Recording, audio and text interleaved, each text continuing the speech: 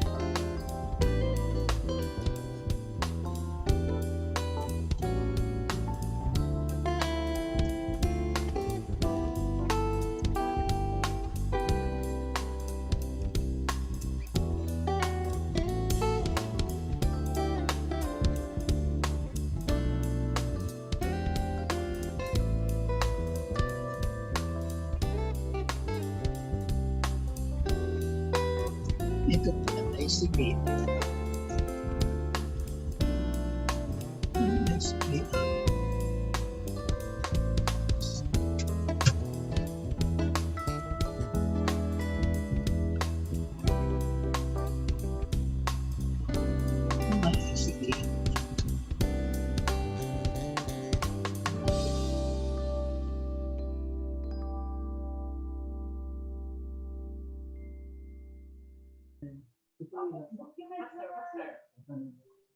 What, paman?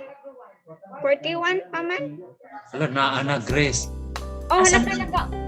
Eh, unmute, sir.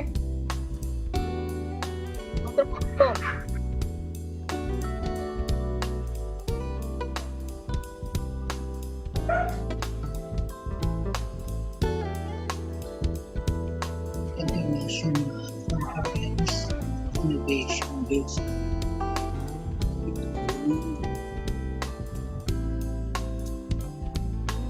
Sacrifice.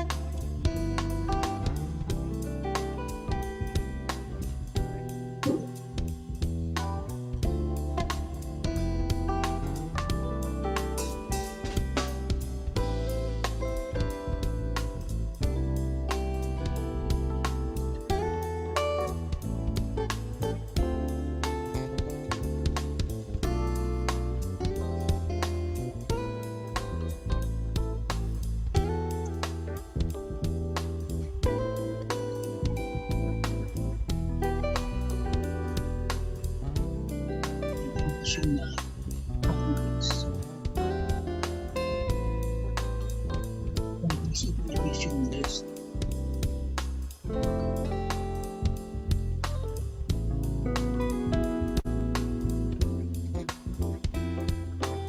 Based educators. Visible there, one of his books, coming from exactly this same principle that one of the ways we help teachers to improve is by trying to make learning more visible so we can Researching.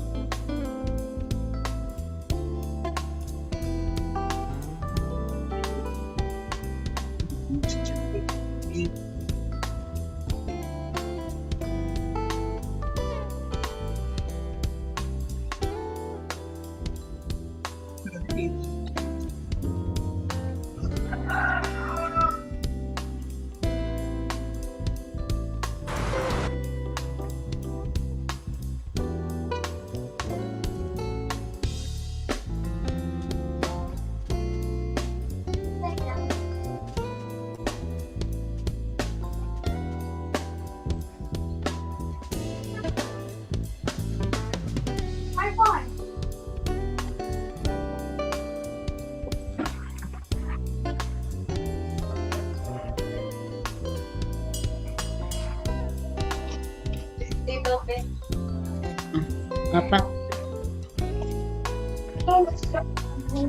Dalag ko daw. Mga dalag ko. Nakapasok naman na ako.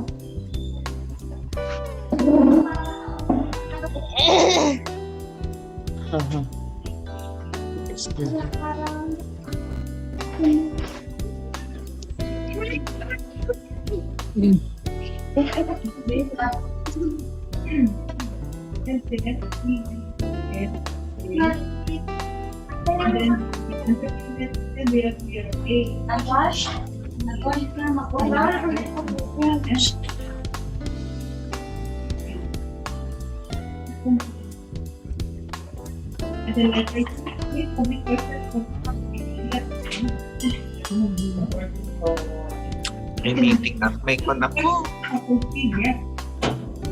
So na lang mag-attend, ma'am, yung sa Zoom meeting. Research. Ay, ikaw mag-attend dyan.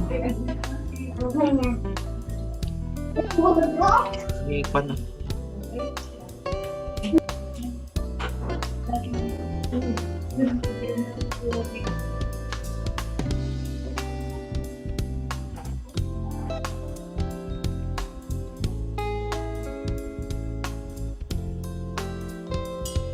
Ako na. Hindi.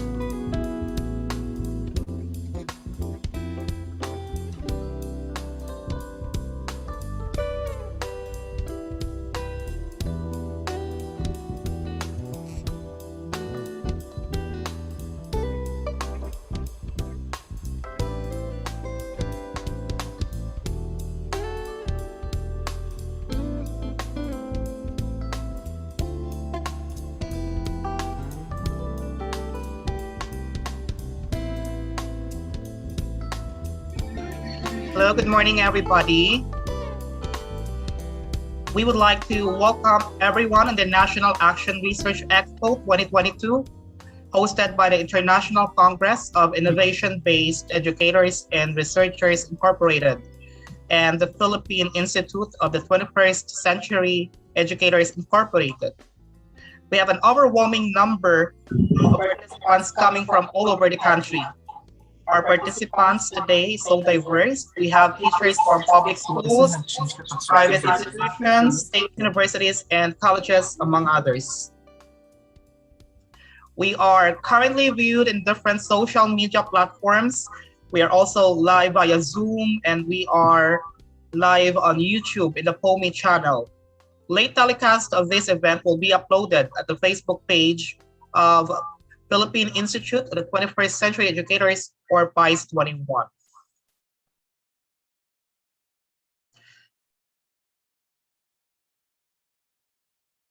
At this juncture, we would like to request for your attention for the prayer.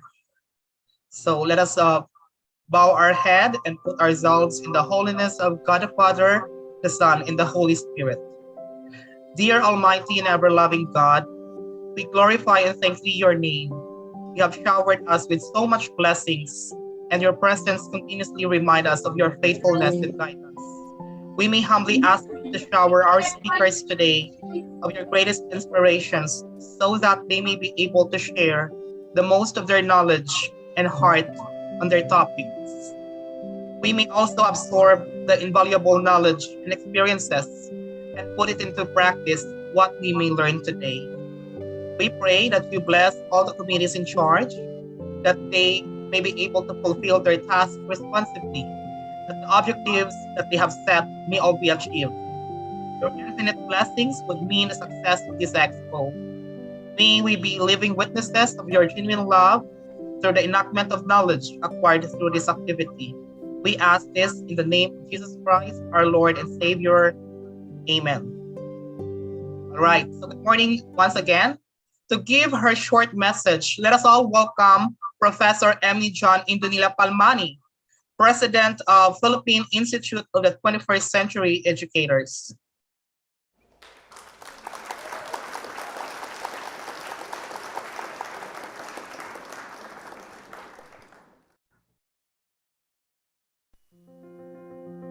Good day to all 21st century educators present this morning.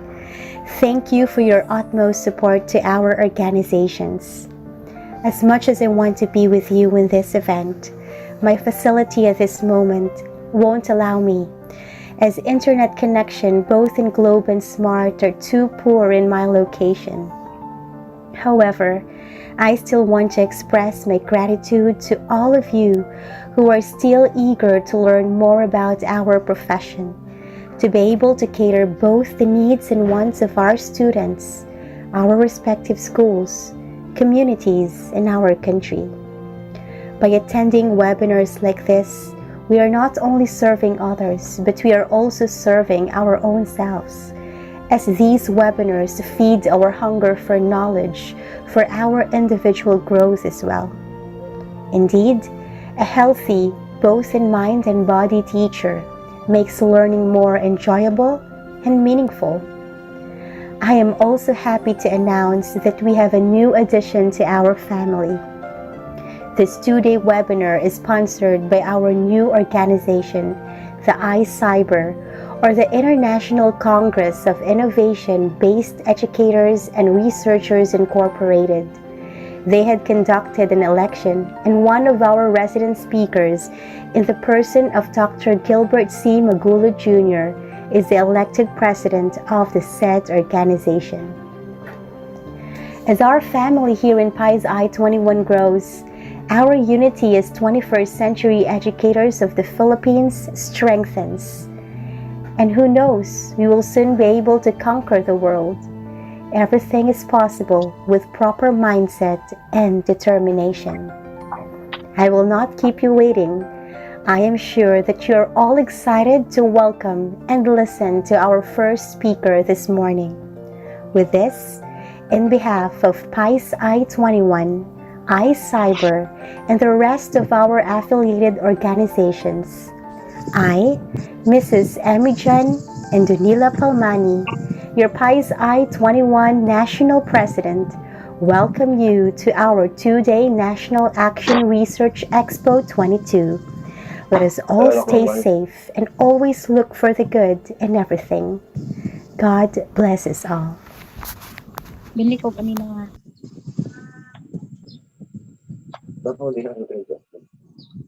Katong isa rapat na 52. Kay pulo. Biling pag-init. Yes.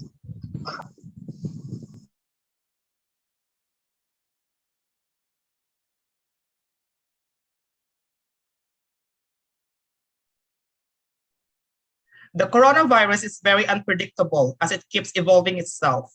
It is still too early for us to say that it has already been defeated and shall be treated like an ordinary flu.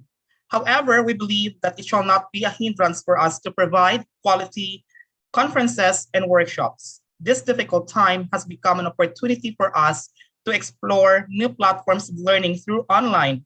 And last year, the Philippine Institute of the 21st Century Educators has been accredited by the Professional Regulation Commission to be one of the official CPD points provider for educators in the Philippines. Our first CPD accredited event will take place in a couple of weeks. To know more about PIES 21, we have prepared a short video for you.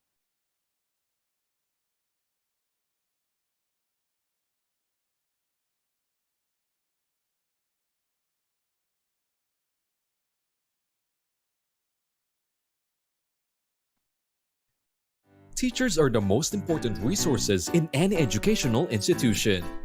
They should be trained to create effective learning environment, keep updated on modern instructional devices, and be inspired to become better in the modern world. Philippine Institute of 21st Century Educators Incorporated, or PICE I-21, is one of the leading providers of professional development for the 21st century educators in the Philippines. We offer seminars, trainings, and conferences for professional teachers at a very affordable registration fee, and we also accept membership.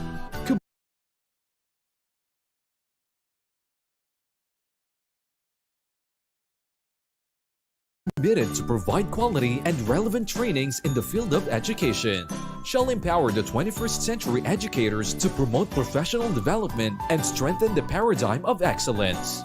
Our core values: P. Professionalism, I. Integrity, C. Commitment, E. Excellence, I. Innovation. Accredited by PRC and the new CPD provider in the Philippines. Accreditation number PTR-2021-346. Be one of us. Let's be the molders of a brighter future.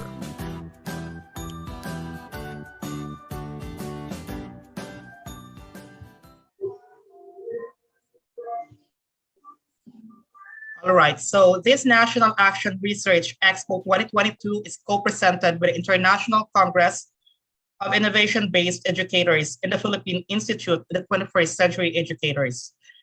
This expo is divided into 4 topics. So our first topic is entitled Participatory Action Research, Theory and Methods for Engaged Inquiry, to be conducted by Dr. Gilbert C. Magulod, to be followed by the topic 2 later this afternoon, entitled Action Research, Developing Reflective Thinking and Practice, to be conducted by Professor Resty C. Samosa.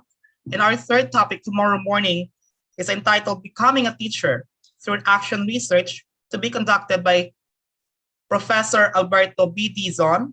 And our last topic is entitled Research in Action, Theories of Practice for Innovation and Social Change, to be conducted by Professor Resty C. Samosa.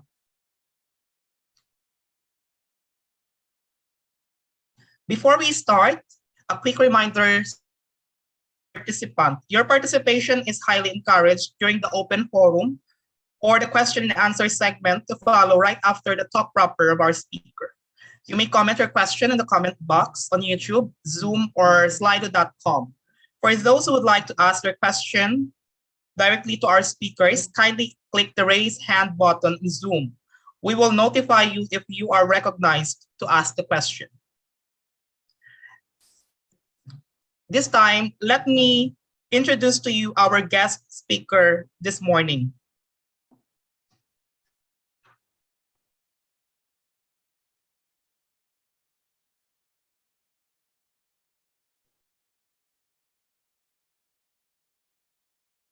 So our speaker for today he is presently the University Director for Knowledge and Technology Management, KTM of Cagayan State University, Tuguegarao City since 2018. Concurrently, serving as the Campus Research Coordinator of Cagayan State University at LASAM. He is an Associate Professor 3. He's also obtained his PhD in Educational Management at the age of 23 in 2013, Master of Arts in Education, major in Educational Management in 2011, Bachelor in Elementary Education, Generalist in 2010, and finished academic subjects for BS Ed English in 2013. He has published numerous research articles indexed in Scopus, Clarivate Analytics, and Asian Citation Index journals. He has H index of 7 and an I-10 index of 5. Dr. Magulod has presented researches in various international, national, and regional research conferences and symposia, and awarded as Best Research Presenter and Best Research Paper Awardee. He is also awarded as Distinguished Faculty Researcher for Social Science category at Cagayan State University and 2001 Global Educators Award in Research, rank 1 in international category. He presently serves as editor and reviewer of various SSI Web of Science, indexed and Scopus journals such as International Journal of Learning, Teaching, and Educational Research, Sage Open article editor and reviewer, Journal of Technology and Science of Education, Studies of Applied Economics, guest editor for Economics of Education, Eurasian Journal of Educational Research, Journal of Social Studies, Educational Research, Asia Pacific Journal of Multidisciplinary Research. Dr. Magulod has co-authored 5 books, namely 1. Research Methodology, Quantitative and Qualitative, a practical guide for research for gaps identification to publication. Number 2, How to Conduct Action Research in Education. Number 3, The Teacher and Community, School Culture and Organizational Leadership. Number 4, How to Write and Publish Your Thesis.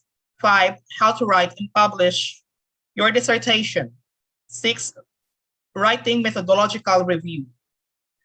Dr. Magulod is also presently engaged in externally and institutionally funded research projects of Cagayan State University in collaboration with the government agencies such as Department of Science and Technology and the Department of Agriculture.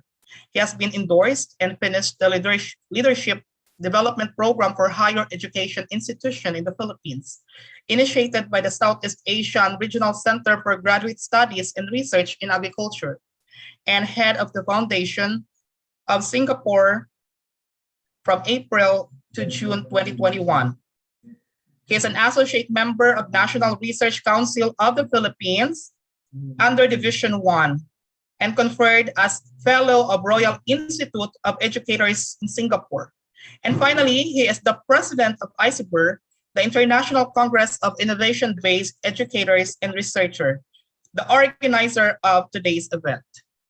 Ladies and gentlemen, help me welcome Dr. Gilbert C. Magulod Jr. Good morning, sir. Good morning, everyone. Magandang umaga po sa inyong lahat. Naimbag nga bigat kadatay amin in our language, Ilocano. And of course, to those members of the International Congress of Innovation-Based Educators and Researchers Incorporated, or the ICEBER, I welcome you all. I am taking this opportunity to thank the people behind my election as the national president. And I hope this will be the beginning of is a stronger partnership among us, collaboration and linkages. Let me share my slides. Thank you very much, our host. Please allow me to share my screen.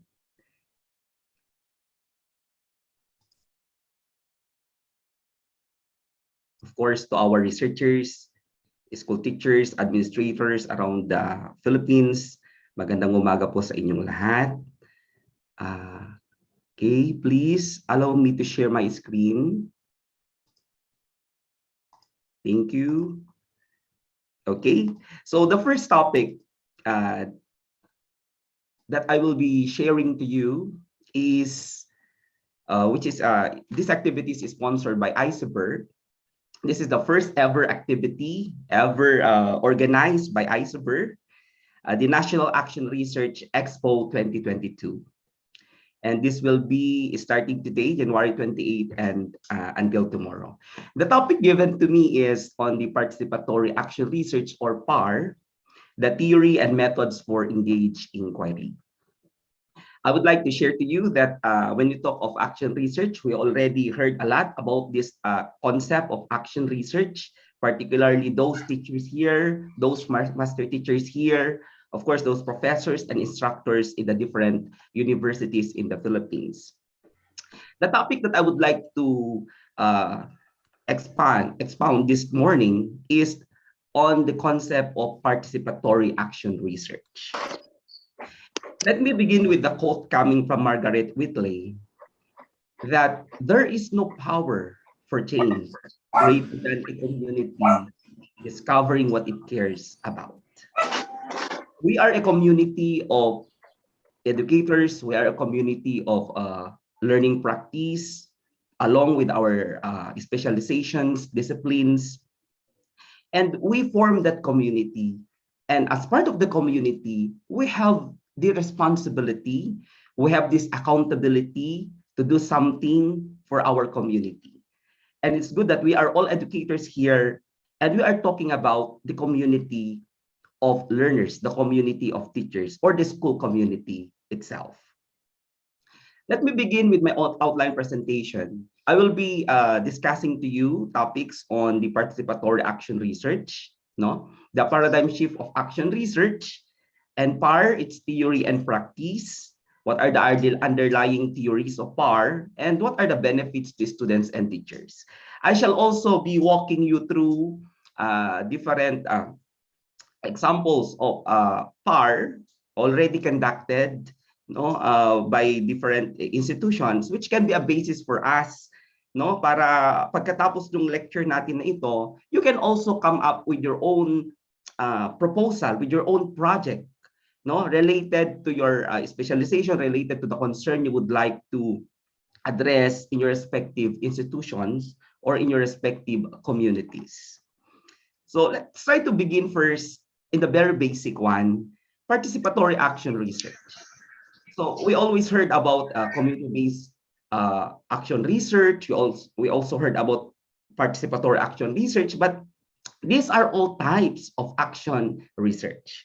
Why? Because when you talk of action research, these are problem-centered as well as problem-driven approaches to research that require flexibility. That's why when we are in the classroom, we always talk of action research. Then your principal or your mentors would always ask you, what is the problem? What is the gap? What is the issue you would like to address? Intervention you would like to implement.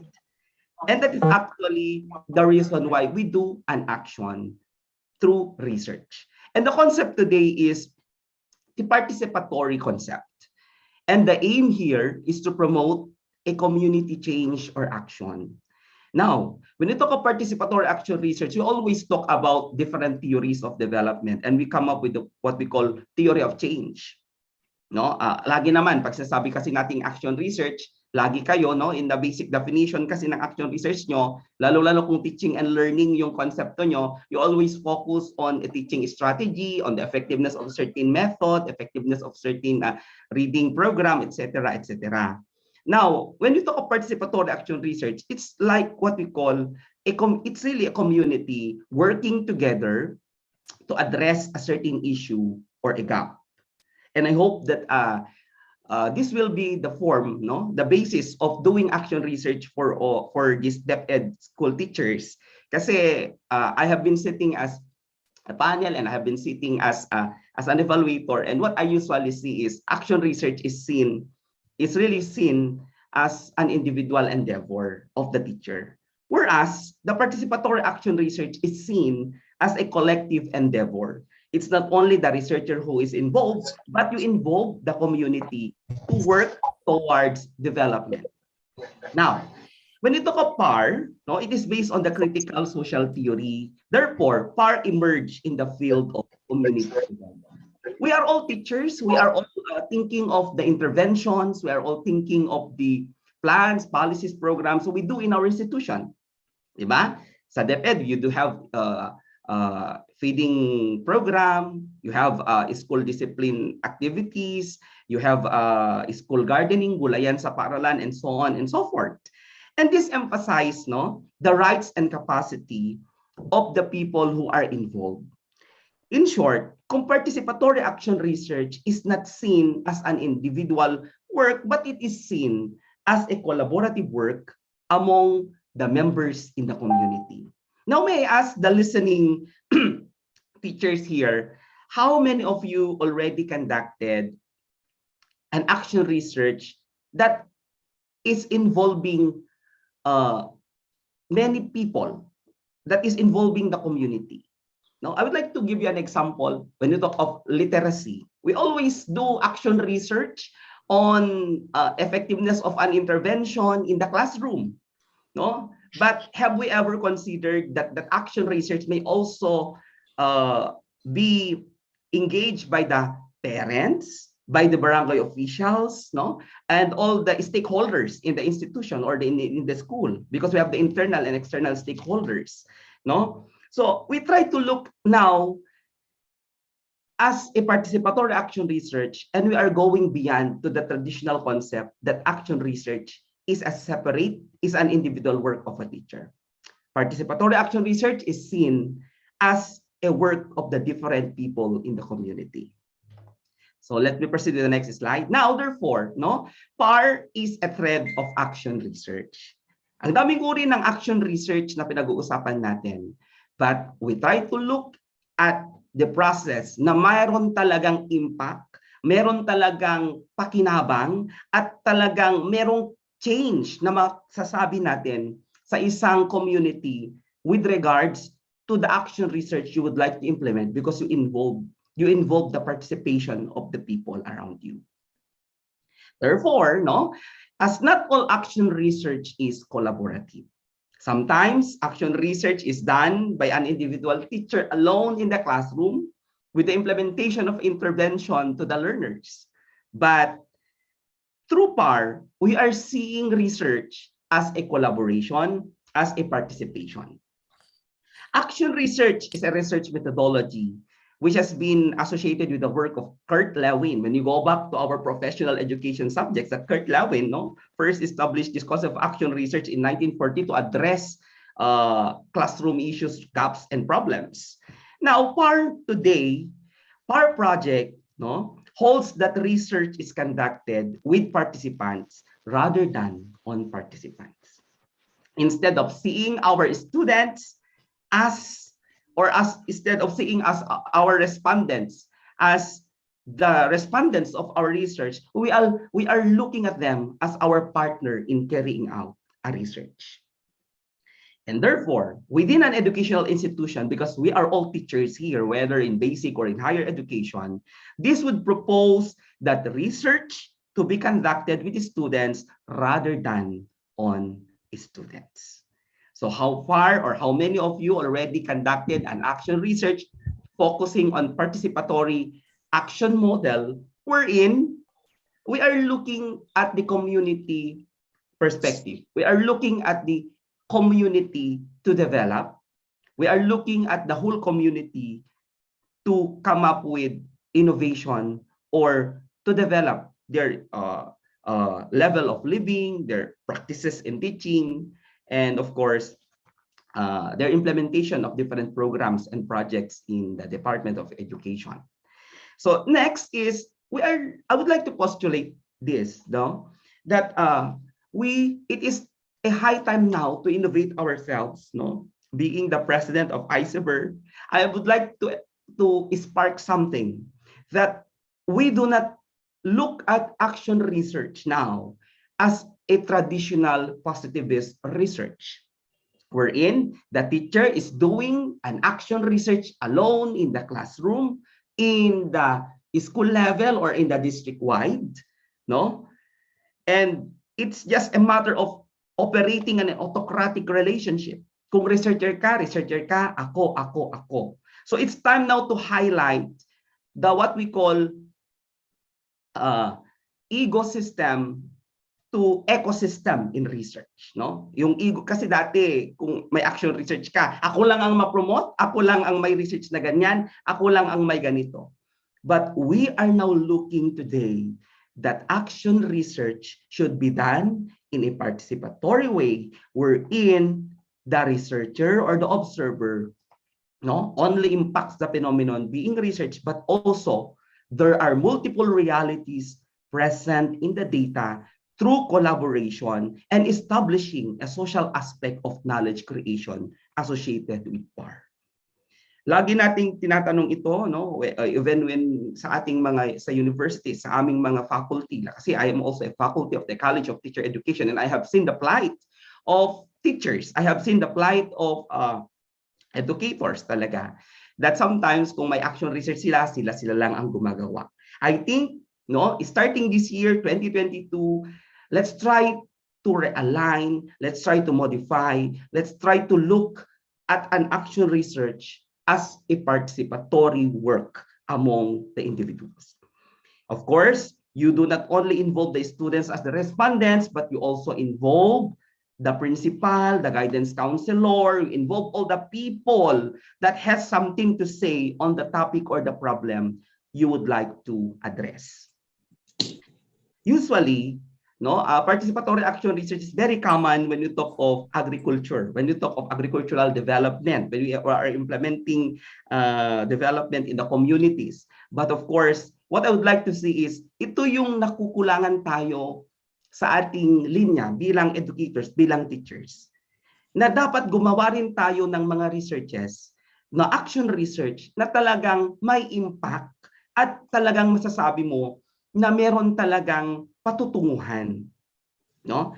For example, I'd like to give an example of this, no? A teacher has an action research approved, no, by a certain division or a certain institution. Then kinary out niya, mag-isa lang siya. Then after conducting the study, he convinced the people to tell that this is the result of the research. That is already the old paradigm in research.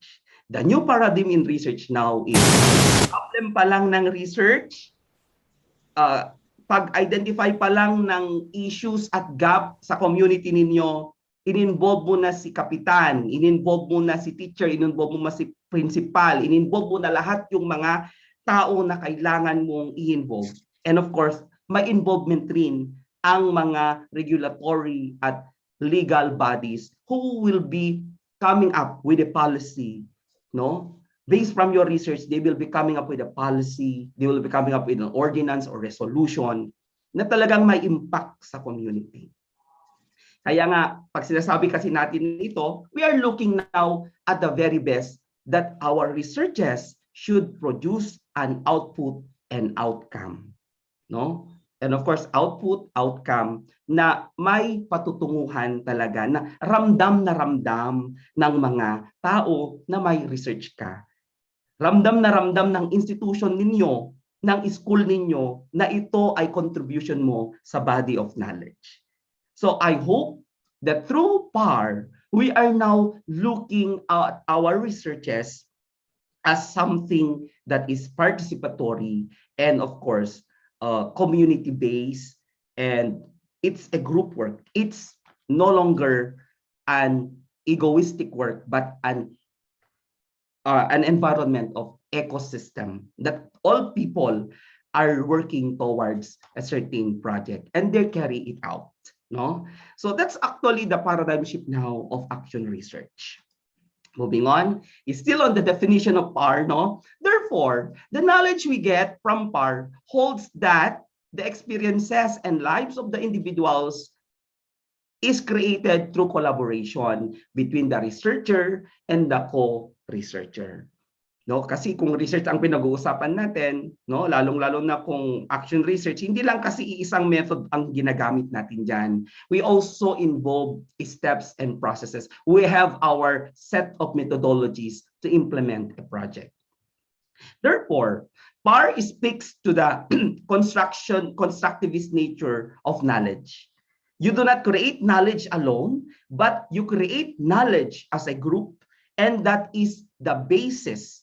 That is the basis of learning and knowing, since it is a communal act and how humans are social animals. Sinasabi natin ito, kung noon ang researcher, iisa lang siya. Ngayon, even in the international context, because we have now what we call the interdisciplinary, transdisciplinary, multidisciplinary concepts of research, no? Perhaps hindi naniniwala ang isang agency kung mag-isa ka lang na nagki-carry out niyan, no? Kung mag-isa ka lang na nagki-carry out ng isang project or isang study, dapat may involvement 'yan ang mga tao, may involvement 'yan ang mga institution, may involvement ang mga people concerned. Because later on, after the results of your study, then you will call me and present your results of your research that I have not even seen, no? Kung ano yung pinagagawa mo, perhaps the level of adoption and utilization of your research results will not be that good. Okay? So in an educational environment, it's Dewey in 1997 referred to this when he spoke of the fact that teacher has more to learn than to teach.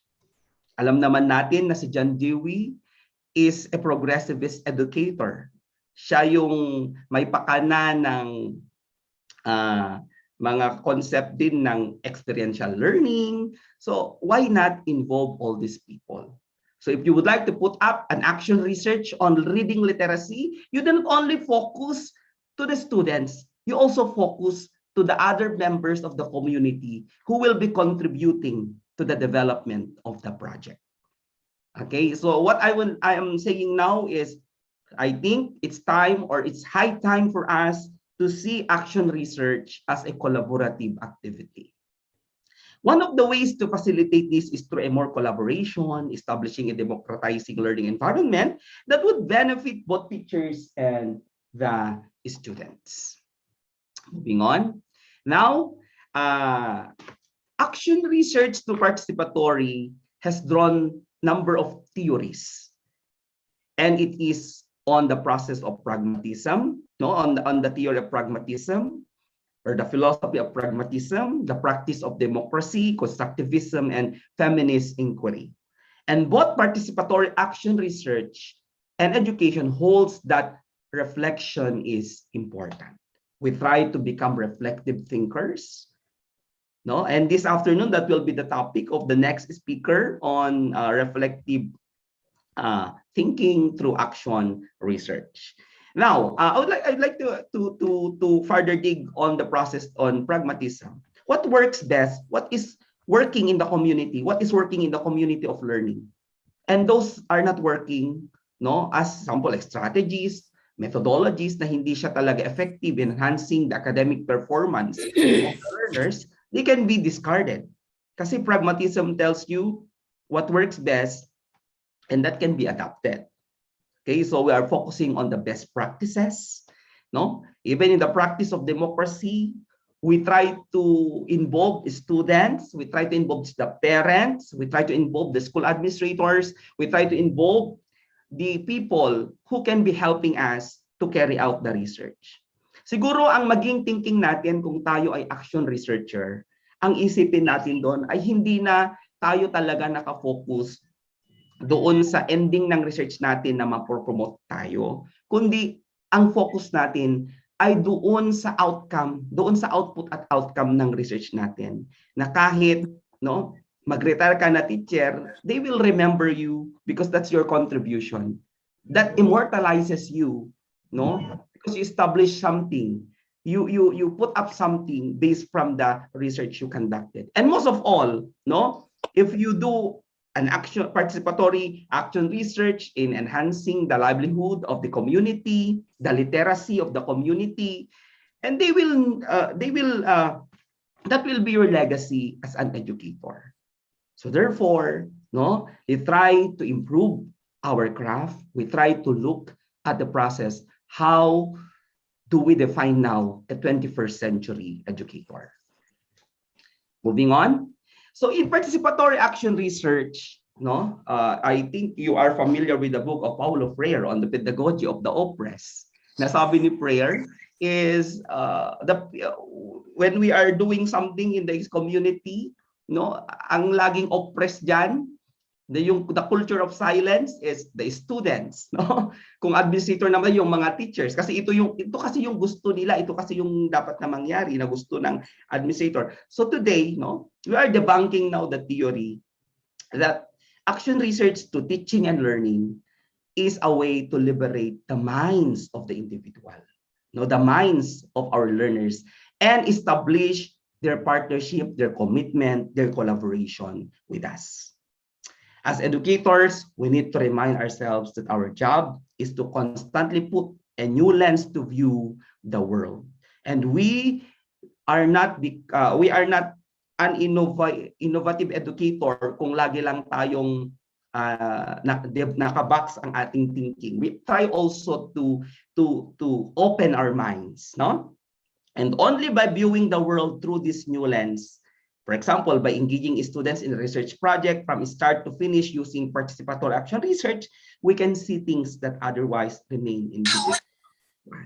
I will be providing an example mamaya, yung mga best practices na nakuha ko rin in my encounter with people who are carrying out participatory action research. So from this figure, you can see, kaya nga siya participatory action research is through participatory, you collaborate.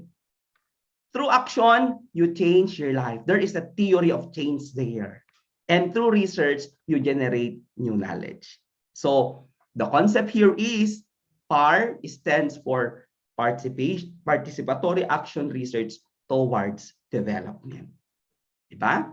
So napakagandang konsepto po itong PAR na tinatawag natin, kung ang lahat ng mga action research natin ay nakaangkla sa mga projects na PAR ang kanyang nature.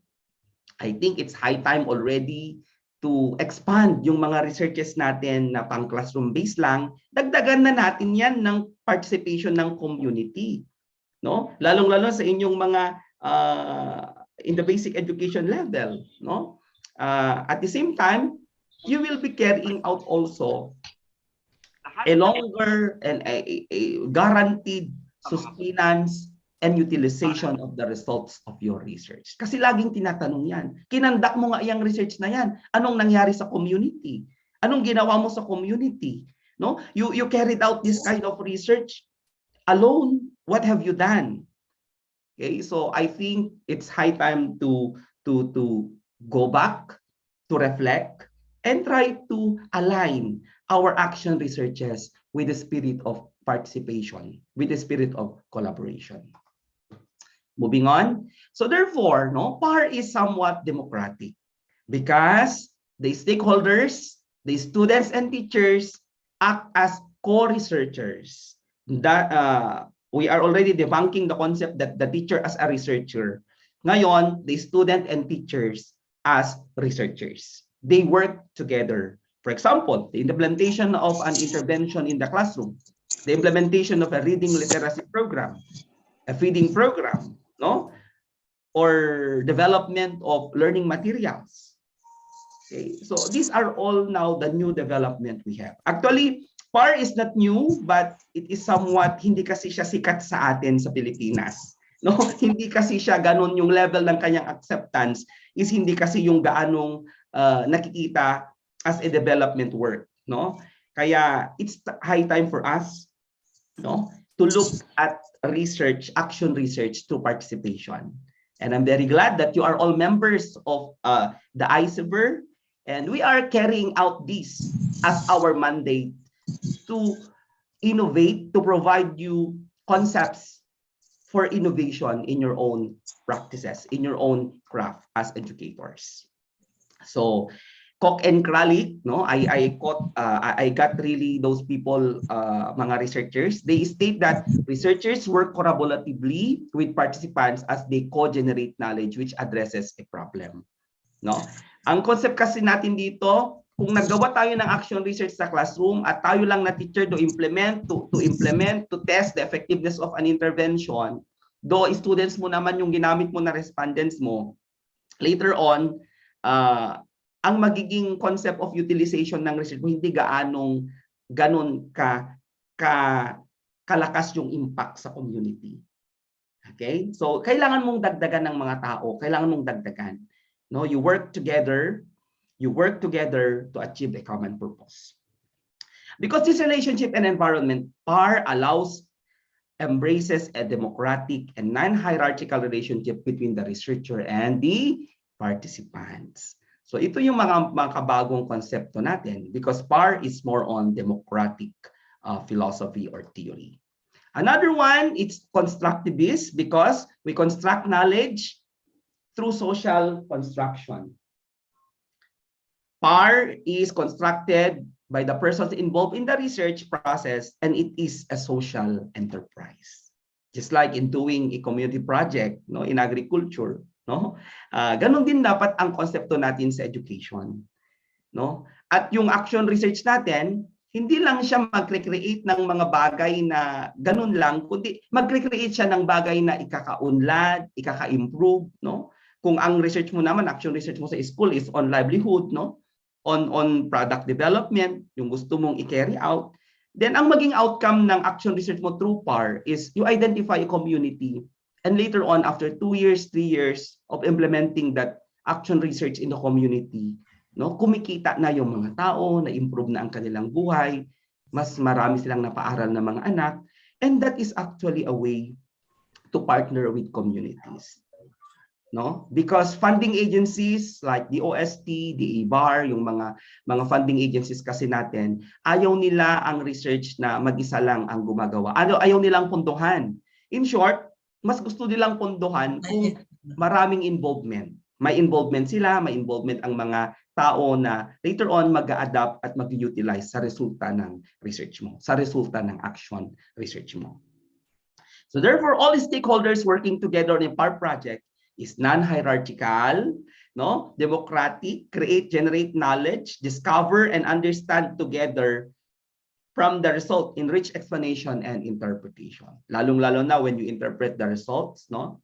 If you have the action research and you interpret the results, you do not interpret the results alone as a researcher. Instead, you convene the people, you convene your partners, and you talk it out.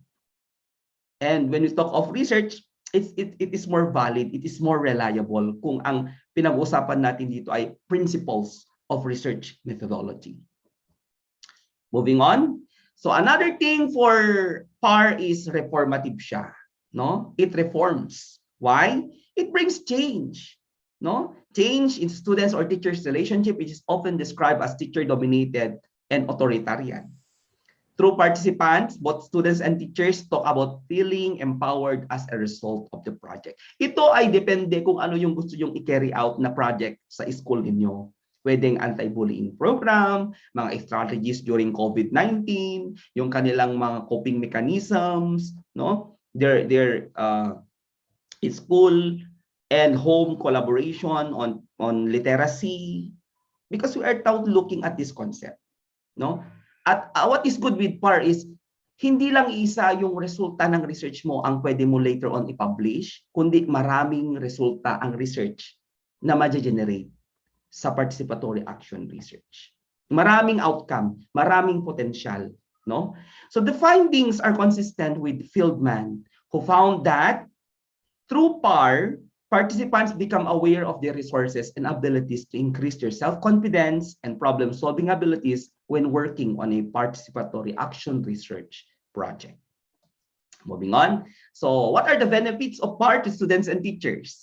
PAR initiative forces students to take this view further by asking what it feels like to be a certain group in the first place.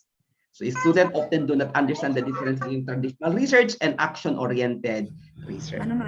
Para mag-shift na tayo from the traditional one, we go now to action-oriented research. Talagang action. No, hindi natin pinapatay yung definition ng action research kasi may action talaga. Okay? So PAR initiative can be a wonderful opportunity for students and teachers to expand their knowledge and experiences related to research. And as Kindon, Payne, and Casby said, participants' capabilities, skills, and knowledge are developed during the research process through PAR.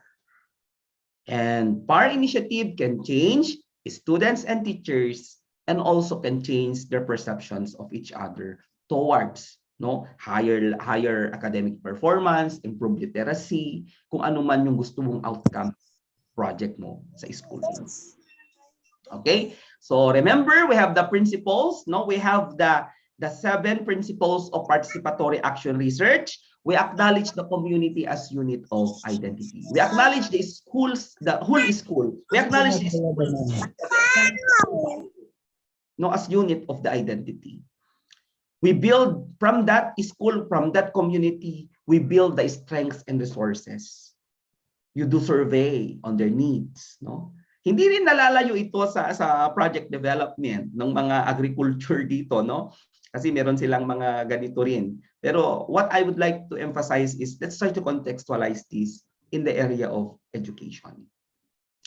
So number 3 principle is we facilitate collaboration, equitable partnership in all phases of research involving empowering and power sharing process. And of course, foster co-learning and capacity building among all partners. Number 5, a balance between knowledge generation and intervention for the mutual benefits of all partners. Number 5, yung resulta ng research ninyo na na-generate from the action research you did at yung intervention na ginawa ninyo, hindi lang magbe-benefit ikaw na teacher, kundi magbe-benefit ang lahat ng tao, ang lahat ng mga identified members of the community mo. Kaya nga, when you talk of PAR, Participatory Action Research, meron kayong tinatawag na si community of practice. Ito yung mga partners ninyo na kailangan ninyo ring identify kung sino talaga yung itatap ninyo, kukunin ninyo, and they will have the commitment to work with you. You can be the project leader and they can be your study leaders. They can be your co-researchers in a project. Number 6, it focuses also on the relevance, whether it's public health issues or literacy that attend to the multiple determinants of health or in education. Hindi lang isa yung ina-address mo, kundi you can also address na all the aspects. For example, you did a research through PAR on the reading strategies or reading literacy in your school, Hindi lang ikaw na teacher nagsasabi, mga kapokuguro, i-adapt nyo naman tong ginawa kong intervention, kundi i-adapt din yan ng barangay community ninyo, ng barangay officials nyo. They will be putting up a learning reading resource center in your barangay out from your research, something like that. They will be coming up with, they will be your community from your research. Magpapalagay sila ng mga reading or learning materials or reading facilities. The principal can also let you do upscaling of your project. So ito yung mga outcome kasi ng mga research ninyo. Para hindi lang kasi yung kung teacher tayo, ito yung action research natin nagawa natin, after doing the research at na-promote tayo, wala na. Okay? So ang impact kasi, ang pinag-usapan natin dito ay impact at outcome ng ating mga researches, ng ating action research. Okay? It is not different from what we do in the university because we do extension projects in the university. We have RDE projects in the university na talagang inoobserbahan namin hanggang sa beginning at within 3 years yung duration ng isang project at inoobserbahan namin kung may improvement ba, may nangyari ba sa intervention na ginawa namin sa isang community. Ganon din yan sa education natin. Ganon din yan sa basic ed. Okay? And of course, the community involvement in dissemination of results. Later on, yung resulta ng research mo, hindi mo na lang alam na rin nila. So, the parents are involved, The parents understand what will be the result of your study that can be part of their practice at home. No? Magiging part yan ng habit nila, tuturuan yung kanilang mga anak. Okay? And through PAR, it involves really a long-term process and commitment. Kasi kung gusto natin na high impact yung mangyari na project natin, hindi lang siya gagawin ng isang SEM, hindi lang siya gagawin ng 3 months, kundi may in a 3 year or in a period of 1 year, 1 to 2 years, no? Pwedeng may makuha ka ng outcome at impact doon. Okay? Who knows, the research of Ma'am Jeanette Pascual on bullying resulted to the barangay ordinance on, ito yung basis ng pag-craft ng kanilang barangay community, ng kanilang barangay officials to come up with an ordinance on child literacy, child abuse, kung ano pa yung mga policy na pwedeng gawin ng mga legislative bodies in our community. Okay, hindi natin when we talk of PAR, binibigyan natin ng importansya ang mga taong nakakatulong sa atin, particularly the people, the barangay officials, no? Pero pag kaaway mo, no, kung kaaway mo ang barangay officials mo, hindi pwede 'yun sa PAR kasi they will not support you, they will not provide you the support you need to carry out the project. Okay? So next, so what are the general steps in conducting a PAR? Okay, we are now on the process of the engage inquiry. Number 1 is identify the general topic, no? Pag meron ka ng topic in your mind, for example, Sir Edmond would like to do a research, no, on bullying in the school kasi that is a problem in their institution, something like that, no? Mga example lang naman. You try to identify the general topic, and after that, kung bullying siya, bullying yung gusto mo, or child abuse, no? It's a more generic term. You try to involve the people. You try to think who are the people who can be your stakeholders or the community partners for that topic. The policeman, pwede yan, no? You can also get the guidance counselor in your school. You can also get the SWD as agency, no, who will be part of your action research on child abuse kasi ito yung mandate nila sa gobyerno. Okay? You can also include the parish priest in your town. So lahat ng mga yan ay kailangan mong i-involve. Alam nyo, ang PAR kasi talagang matrabaho talaga siya, pero pag nagawa ng maigi, doon mo malalasap ang tunay na impact at outcome ng isang project or isang action research project. Okay? Then collaboratively identify the problem. From that, ito yung stakeholder mo, you talk it out among the group, no? Representative from the PNP, representative from the SWD. No, I am the teacher who would like to do research on child abuse. Now let's try to talk it out. What are the emerging problems in our community with regards to child abuse? Then, of course, different agencies can provide you also data, no? May data ang DSWD, may data ang PNP, no? May data yung psychologist sa school ninyo. So you try to group together, you try to talk it out. Then after identifying the problem, you conduct also a literature review. Ikaw na researcher, you conduct a literature review because you would like to identify what have been studied before na gusto mong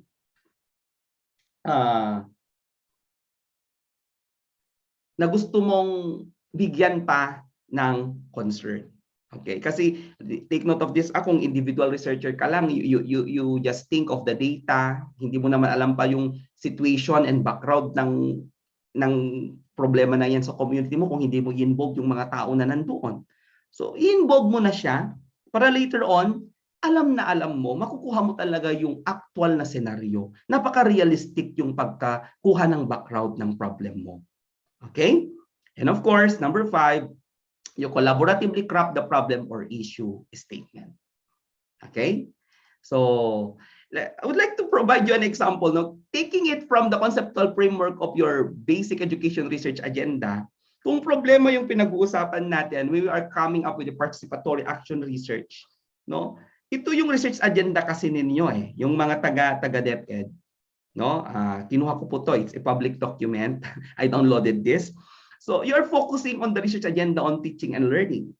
So what compare, ano ang gusto mong i-carry out na PAR project along teaching and learning? Ano naman ang gusto mong i-carry out na PAR project along child protection, on human resource development, or in governance? Kung kayo ay principal, administrator, or supervisor in your community or in your institution or in your school. So at least you are aligned, you are anchored really to the research agenda na gusto mong i-carry out, no? And of course, when you think to plan a PAR project, ito yung mga samples na meron tayo, no? I acknowledgement to the pictures. Kinuha ko po sa internet ang mga pictures na yan. Number one is, for example, implementing a school disciplinary program, focusing on bullying, no? Pwede yan. Implementing a school feeding program. Because ang school feeding program naman natin, we are not just there to feed the learners. May research din na ginagawa dyan. May research din through school disciplinary program, no? Implementing health and wellness program in our institution. So these are broad projects, no? Broad concepts na pwede nyong pasukan, na pwede nyong gawan ng proposal sa district ninyo, sa school ninyo, or sa division ninyo. And number 4, implementing a literacy program, whether writing, no, reading, anuman yung gusto mong i-carry out, or implementing a livelihood program sa institution ninyo. Okay? So, pwede yan yung mga pwede nyong i-create na topic. Okay? So, take note of this, that through PAR, this is the topic. You identify the stakeholders and the community. You have the list of the stakeholders na gusto mo nang kunin. And together, you identify the problem or issue.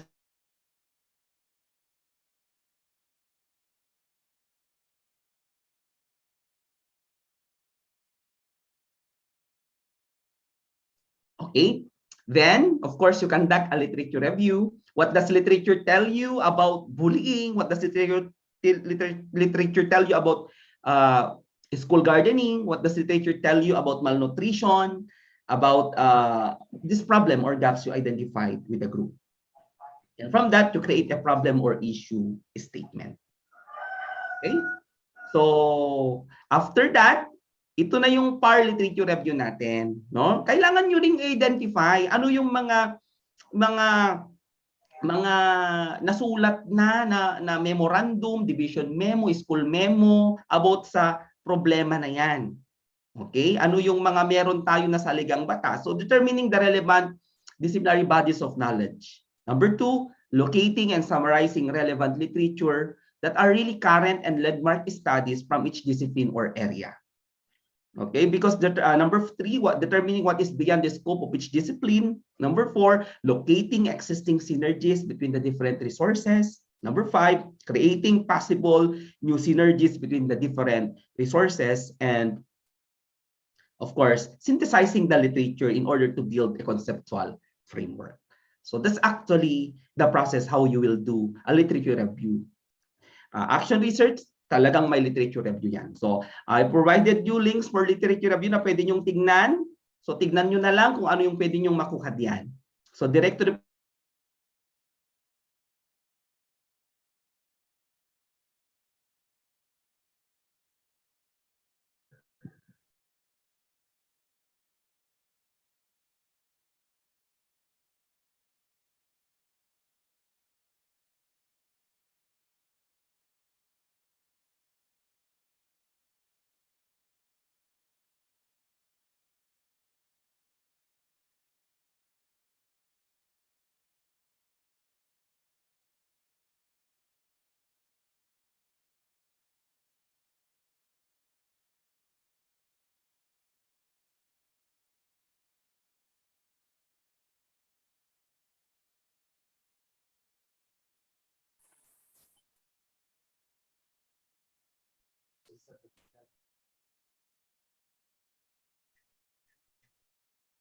Paano niya siya matiwat, B?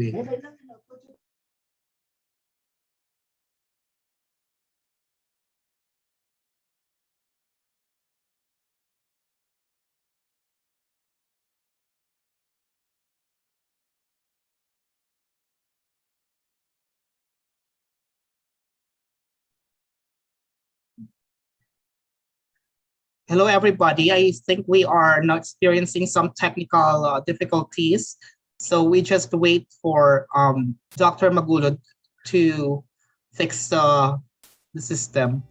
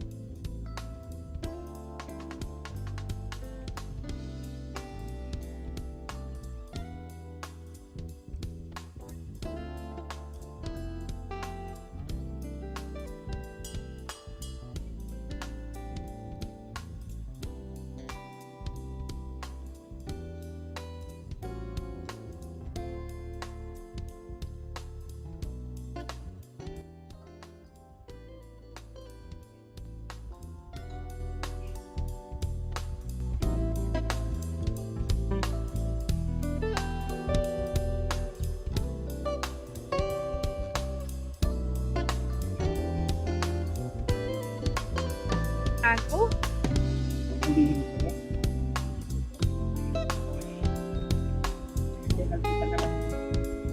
Parang ang daming naging ano na siya, umisip. Sa kanya.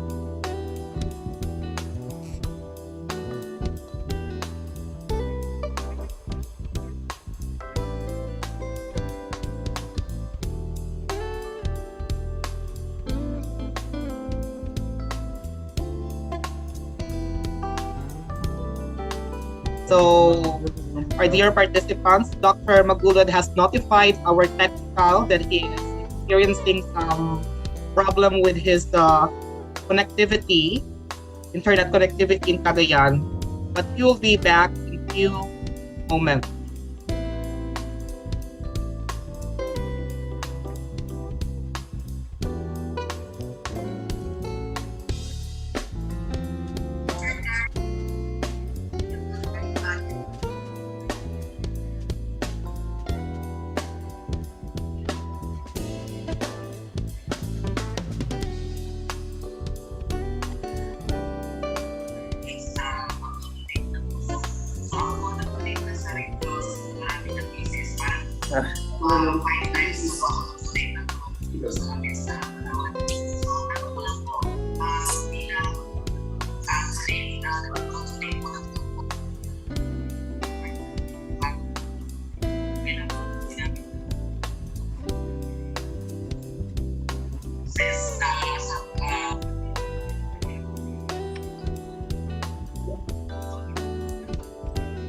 Ano?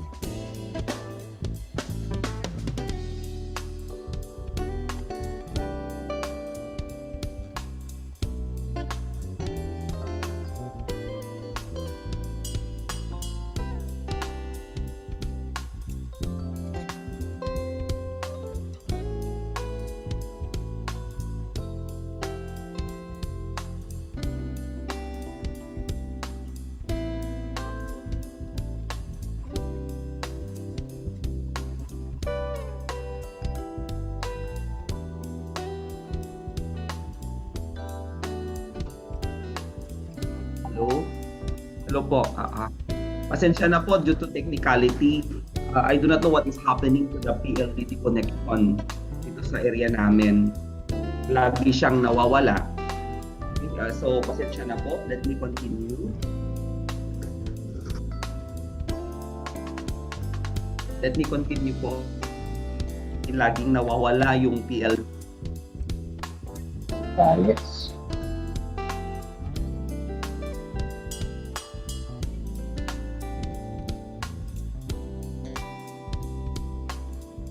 Please allow me to screen share.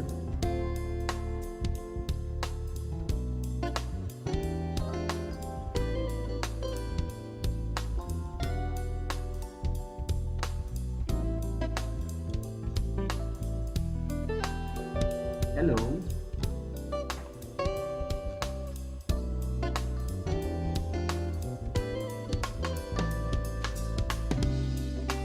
I cannot share my slide.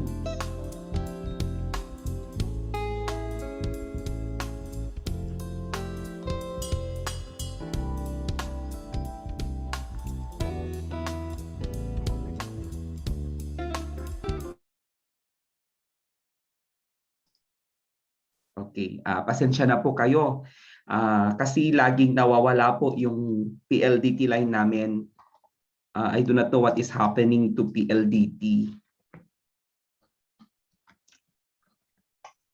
Okay, so at least you have ilang minute na break. But let me continue. So if you would like to get literature review, be sure to it that your action research must have an ample literature review that could justify the problem of inquiry.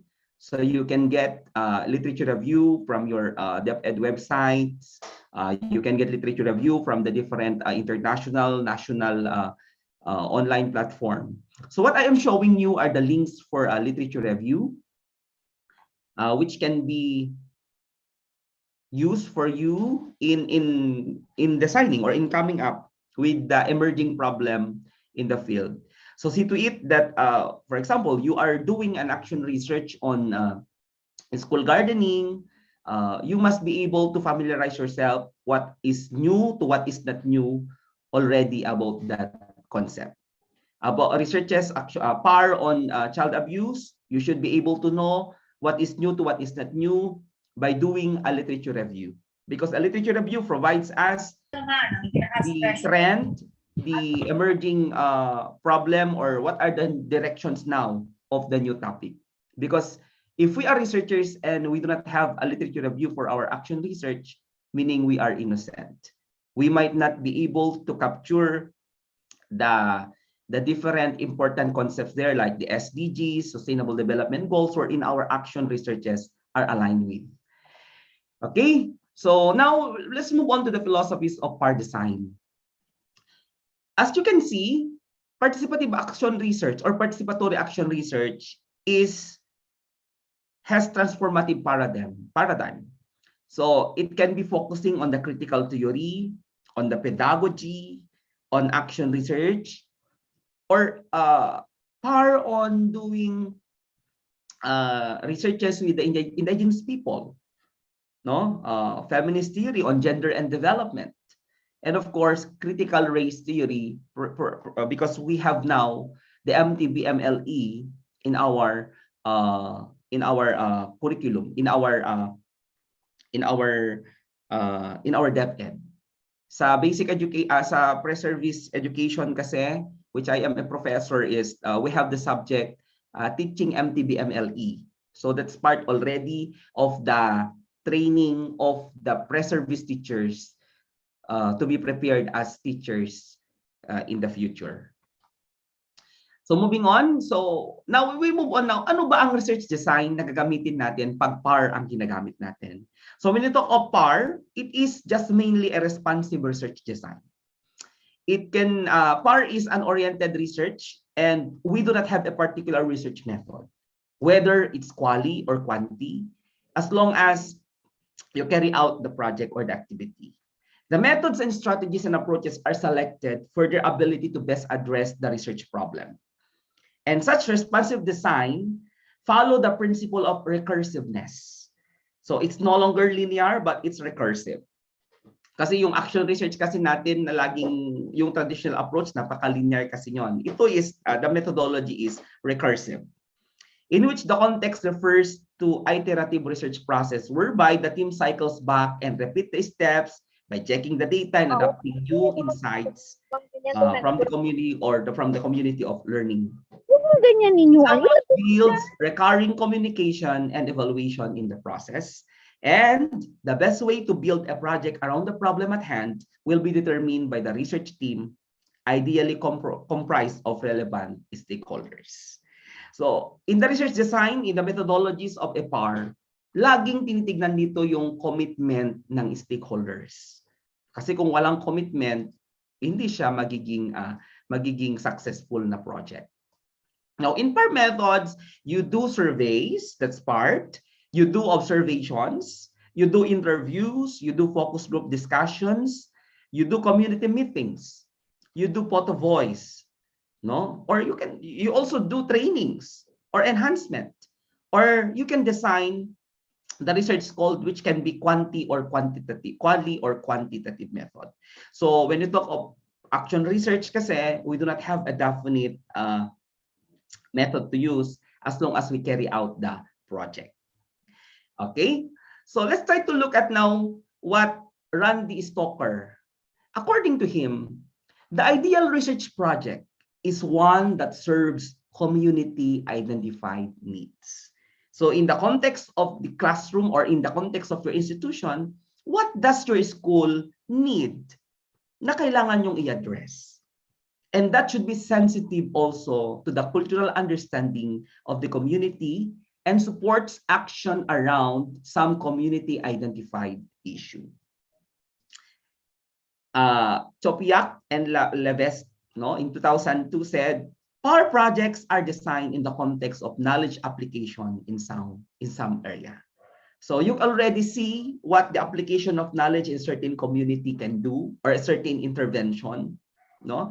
And in this regard, the findings are considered active, not passive. That's why it is too late already if we are a researcher and we, after doing the study alone, and we call the people, we call the stakeholders to learn, to listen from our results, that's already too late. No? Kasi yung level of adoption at commitment nila wala doon. Kundi, the time that you are doing now the research, involved na sila, their commitment is there. So the level and the seriousness they can get to the project or to your PAR project is more on realistic at talagang the commitment is realized. And therefore, research findings are the launching of pods for ideas, actions, plans, and strategies to initiate social change. We do not wait for a certain research to be finished in order to initiate change. Through participatory action research, as the research is ongoing, as the research is being conducted, change is already there. So developmental ang konsepto kasi ng PAR po natin. Okay? So now, another concern we would like to address when we talk of PAR is the recruitment and retention. Number one, the recruitment and retention of the people to stay with our activity, with our project. So if one has identified the PNP, has identified these agencies to be your partner in carrying out the project, then you as a researcher should also manifest your commitment to the project.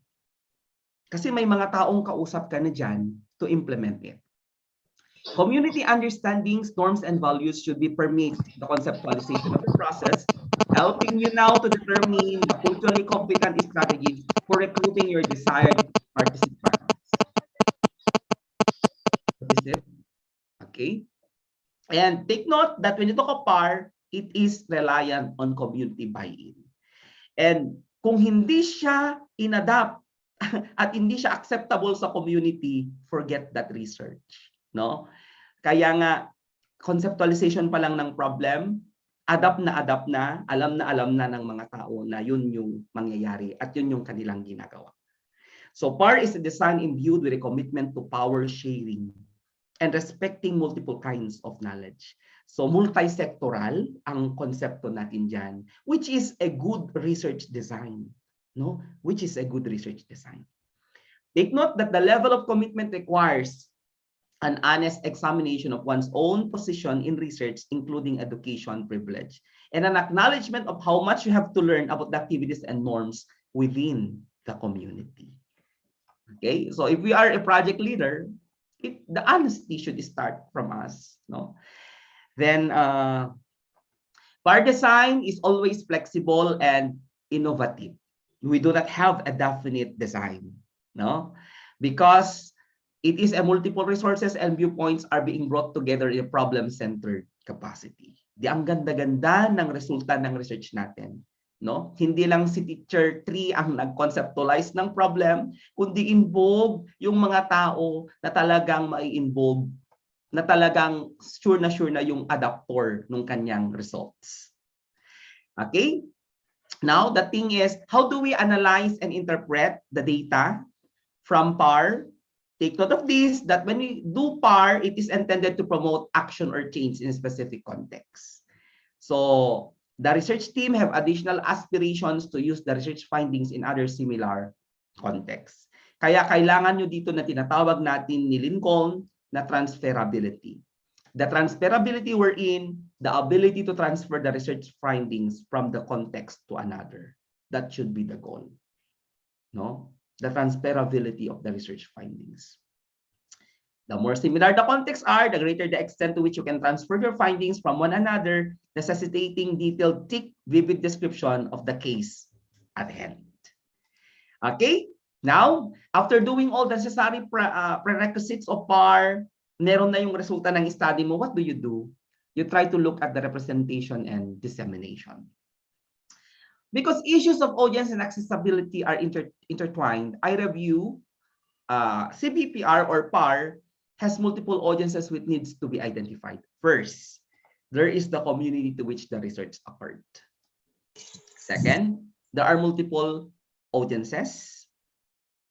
They can be the policymakers, yung sinasabi ko kanina. And finally, there should be an academic audiences wherein these academic audiences should be the primary beneficiaries of your PAR or participative action research. And it's important to share the research project within the academy so that others may learn about it and substantive knowledge gained as well as the methodology. So therefore, meron na siya kayong adoption at utilization ng results mo. So kung isang elementary school ginawa yung isang PAR, pwedeng i-adapt sa ibang elementary school, pwedeng i-adapt sa ibang district, sa ibang division, or who knows, that can be adapted in the national scale or national level. So another component of PAR is the utilization of your research is no longer a problem because the stakeholders are already benefited from the project and they have already the following findings that need to be understandable. The findings need to be distributed through channels to which identified audiences have access. So at yung sineshare mo na knowledge sa community, sineshare mo sa knowledge na na-generate mo sa yung PAR is already validated through the stakeholders you have. And that is more valid to put this as a way for the other stakeholders or other people to adapt. So the result can have local organization, business schools, edu centers, or galleries. No? Pwede mo nang isiwalat sa community radio ninyo. Makikilala ka na dyan. Sa internet, yung resulta ng research mo. Through local and national newspapers, malilimbag siya. Nandun ang pangalan mo, nandun yung ginawa mo sa community. No? The presentation at public meetings in the community locations. Or other venues like to reach the target audience. And that's better. That's a way for you to get 100% utilization rate of the the research results you have. Another one is, after doing this, kasi ang nagiging problema natin sa academe, while it's true that you have so many action researches conducted, but the thing there is, what has been done? What have been done from that research? So through PAR, hindi mo na problema ang dissemination mo because the results are already generated within the community and as well as your findings can be packaged into a published research article, scholarly book chapters, or you can come up with a book from that action research you did that can be published in podcasts, in blogs, online articles, that can be part of the school to adapt an activity, poetry or spoken word readings, documentary films, visual arts or photography, and so on and so forth. So for example, the community, you did a PAR on the water crisis in a certain community by protecting the rivers in your community. Ang naging resulta ng research mo, nagkaroon ka ng book or storybook for the children, no? About this protecting the environment, protecting the riverbanks or the community in the area. Okay, so these are actually the participative action research we can do. Now, in your dissemination, take note of these, that depending on the particular project, findings may have potential impact to the community, which is the main purpose of PAR. What is the impact for community development? No? Hindi lang yung nagawa mo, wala na. Okay? Kailangan ng impact. So findings may have potential impact in the community.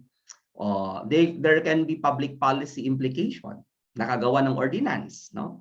Who gets to represent the findings? How many representations will there be? No? Who gets to disseminate the results? So, or else, your research, ang pinakamagandang kwan dyan, yung research mo, yung PAR na research mo sa school ninyo, inadapt ng isang local government unit at naging basis to come up with an ordinance, to come up with a committee or additional budget. So, allocation for a certain activity, that is already the impact of your output, of your research. Okay? So, most of all, ito yung sasabi ko sa inyo, ang pinakamagandang impact ng PAR can be the policies or plans of actions. And this policy have been legislated by the legislative bodies, and through your action research, through your research, that is the basis of coming up with a policy in your community. And the impact is there. No, pwede kayong ma-awardan later on na outstanding teacher. That can be your entry towards better opportunities for your career progression. Bear in mind that policymakers create, implement policy.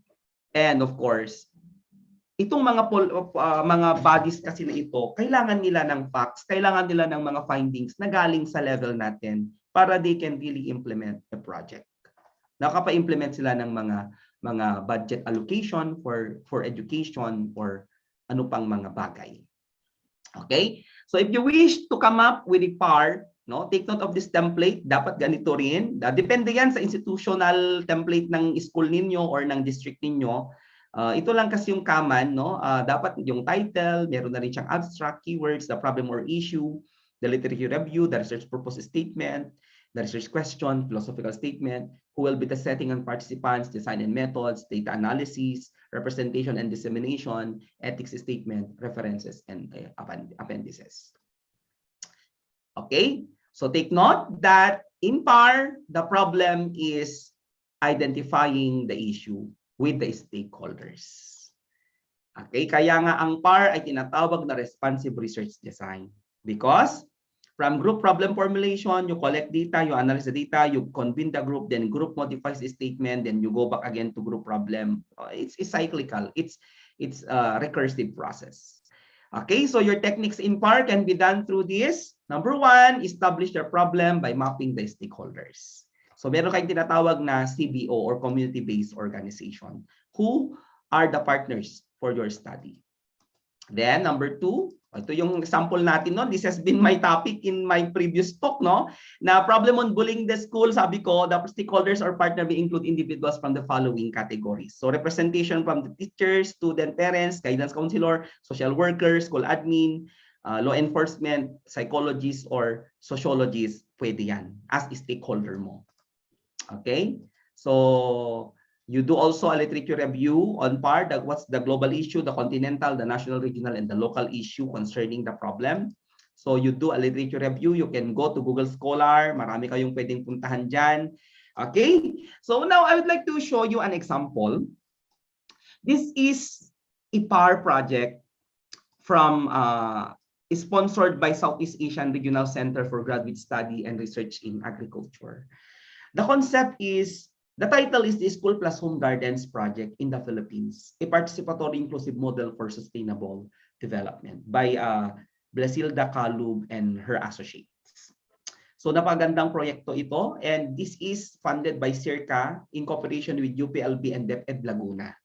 So they implemented a project, a participatory action research on school and community-based food nutrition program for literacy, poverty reduction, sustainable development, or the school and home gardens projects. I can also share you the article, no, later, or this can be downloadable naman for free. Okay, so what's in the concept? Tignan ninyo, ito yung kanyang konsepto. You can get this article from CIRCA website. And ang naging resulta ng research niya is nakagawa sila ng School Plus Home Gardens Guidebook.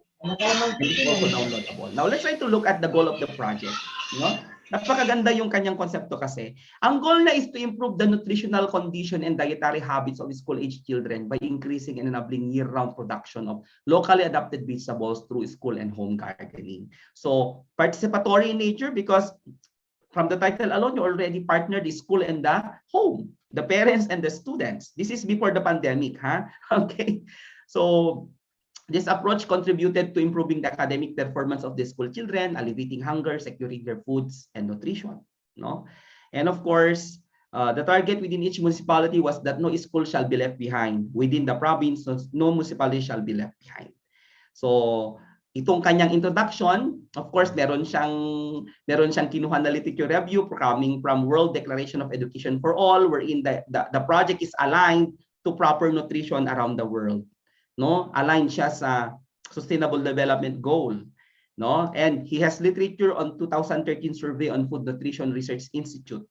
Na ang sabi, 29% are classified as underweight. Imagine mga children sa DepEd based from 2013 survey, 29% are classified as underweight and 30% are stunted. So that's really a factor why we have a low level of academic performance compared to other Asian countries. So ito yung naging konsepto niya. Ang proyekto to come up with School Plus Home is School Garden. So another literature for school gardening, he got it, no? Then of course, international literature from UNICEF and World Food Program, kinuha niya, sabi niya, began to promote homeschool feeding program to connect school feeding with locally produced. Okay? So of course, may mga literature na siya sa mga legal documents ng kanilang agency. So DepEd order on gulayan sa paaralan, school feeding program, nandito na lahat. And of course, the methodology is participatory action research.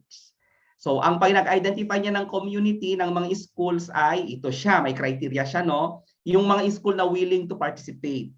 Yung mga school na maraming mga malnourished. Yung mga school na may mga garden area at water source. So ito yung kanilang mga ginamit na parameter to identify the school. And they did multiple way to do. They do interviews, mini surveys, site validation, profiling the school, etc., etc. And of course, focus group discussion and other participatory methods to monitor the progress and document changes. Now, who are the people involved? They have the pilot schools, the LGUs, the parents, and the DepEd units. And of course, the methodology, nag-conduct sila ng mga training. So, hindi siya naiiba rin sa extension program ng university, pero kung sa context ng education, sa basic education, napakaganda. Okay, so this is the conceptual framework of the project. So, tignan ninyo, no? Ang pinaka-goal is improve food and nutrition security. Ito yung pinaka-goal niya. And it was aligned to the different activities. So ito rin yung kanyang paano yung kanyang operational framework sa School Plus Home, paano niya itatap, no? Dapat explain ito sa mga CBO ninyo, sa community-based organization ninyo kung ano yung magiging partner nila. O ikaw LGU, ikaw ang in charge dito. Ikaw school head, ikaw naman diyan, no?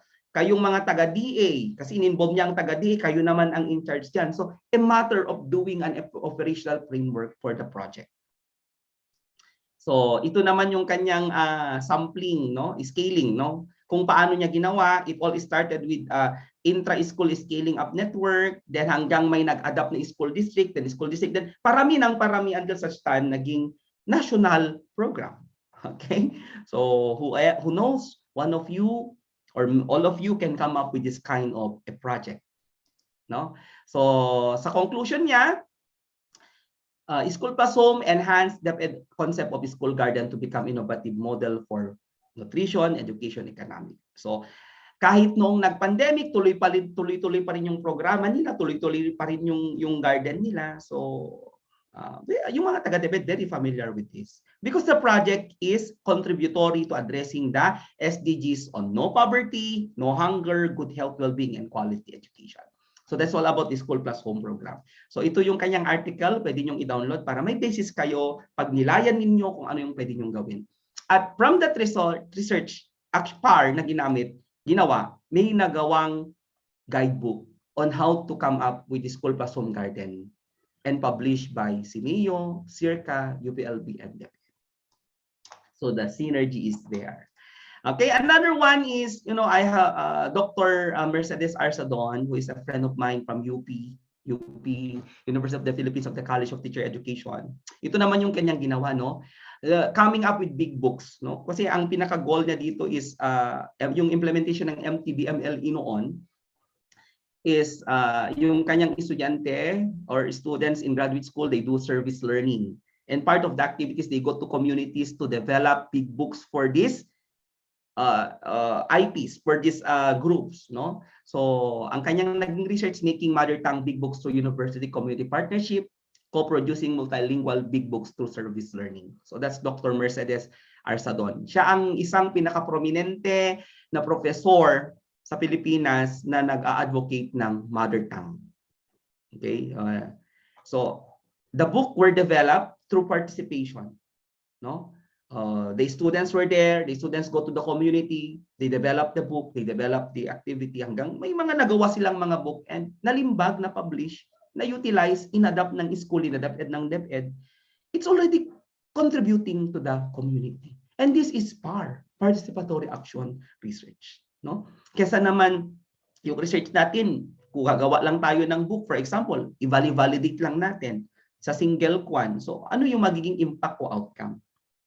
What you see here as the impact or outcome of this initiative is documented yung local culture, documented yung language. It's a preservation of the mother tongue language of this the community. Okay, next. So you can download the article, co-producing multilingual big books through service learning.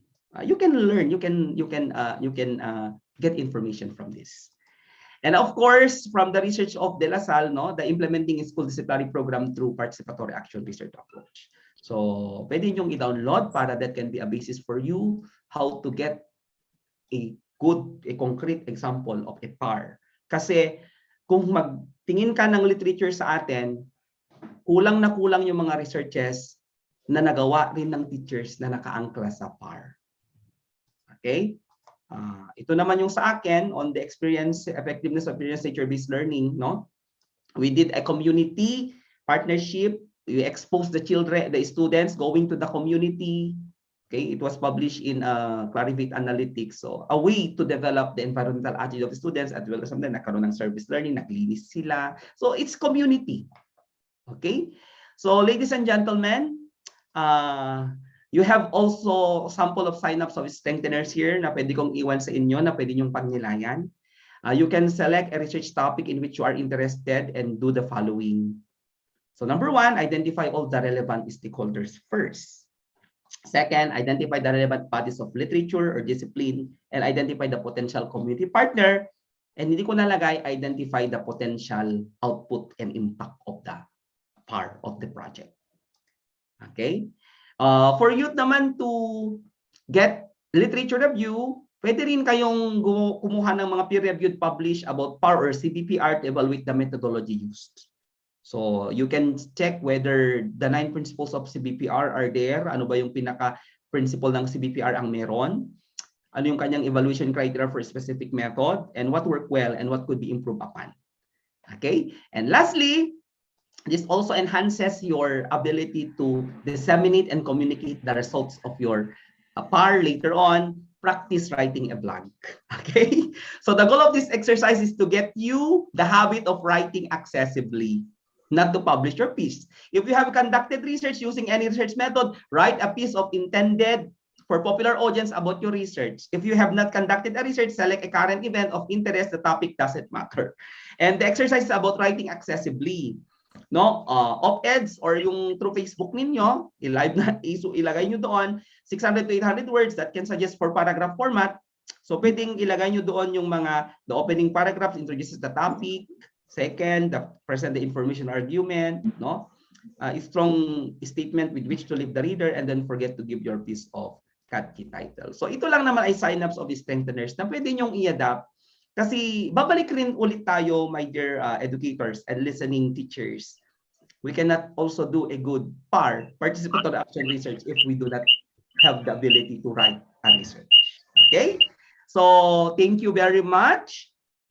Maraming salamat. It's 11:43. I'm sorry for the technical difficulty. Thank you very much. Sana may naiwan na information. I am now open for your question and answer, for the question and answer portion.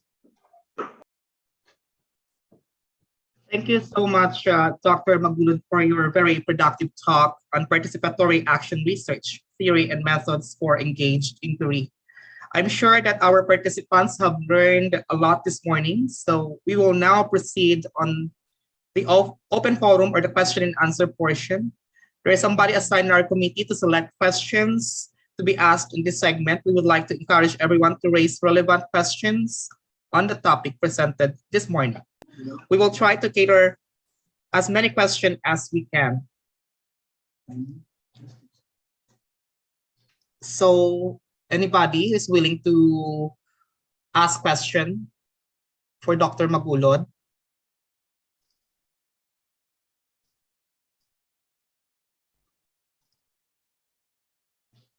Well, I cannot see any question here in the comment box, which means that everything has been discussed is already clear to our participants. But the organizers just would like to ask, sir, being the president of International Congress of Innovation and Researchers Incorporated, or ICIBR, the co-presenter of this event, what is your words of encouragement for our members who have just started doing their action research? Okay, thank you very much. Kaya nga ang una kong kinuha na topic ay participatory action research for this year 2022. Because since you are all already members of the ICIBR, we can conceptualize, we can already plan for a project na talagang par ang kanyang nature. It's good also that itong ICIBR natin can also do a high impact activity or project na may activity na ganito sa Luzon, sa Visayas and Mindanao, na meron tayong sinusulong na mga activities like PAR na kailangan nating i-develop. The reason why ICIBR is there is it's more on innovative educators. And how can we become innovative educators if we are only sticking at our confined only to the four walls of our classroom? We try also to adapt. We try also to go with the trend. Hopefully, the other activities for ICIBR will be a sort of research results utilization. Na yung mga nagawa yung mga researches, kunin natin lahat ang mga yan, bibigyan namin kayo ng opportunity to present your research in this forum. It's a professional network wherein we can learn, we can adapt. And if there are things that we need to do more, kung para par talaga yung gagawin natin, we can do a national participatory action research in your areas na talagang ang skill na is pang-national kasi nandito naman kayo lahat. So I am envisioning ICIBR to be as productive as PICE 21I, and we do more collaborations, we do research, because I myself is a researcher, and let's try to help one another. Let's try to mentor one another para we can really come up with a productive project in our school, in our community. na doon tayo makikilala, doon tayo magkakaroon ng pangalan. Okay, so thank you, Mr. Program Host. Anong pangalan mo pala, sir? My name is Isidro Villa po, sir. Okay, Sir Isidro. Okay, are there questions na kailangan pa nating i-address? Hopefully, yung participation nyo ngayon, that will be sustained, no? Your engagement with us, that will be sustained. I am taking this opportunity to thank Dr. Ricky Cubinco for the opportunity given to me. And of course, the staff and the organizers. Any other, parang gusto kong may magtanong pa para ma-concretize talaga yung mga gusto nating mangyari.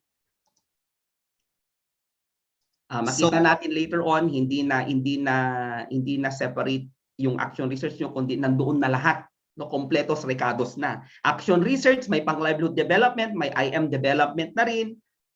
Okay, doon kayo makikilala. And that's the reason why we have this, no? We are looking in the context na tayo ay, if we will not be known nationally, or we will be known internationally, because we are the International Congress of Educators and Innovators in the Philippines.